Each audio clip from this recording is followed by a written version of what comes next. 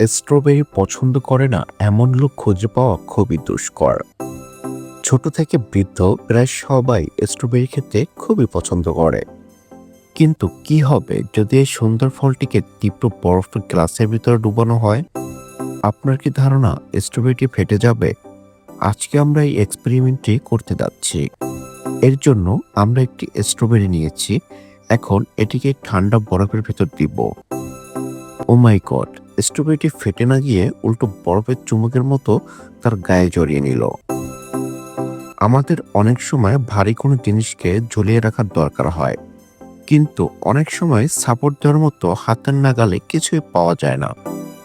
এই অবস্থায় কোনো চিন্তা নেই, আপনি শুধু এই সিস্টেমটি ফলো করলে আর সমস্যা হবে না। এজন্য দরকার হবে সামান্য কয়েকটা কাঠি এবং অল্প পরিমাণ সুতো।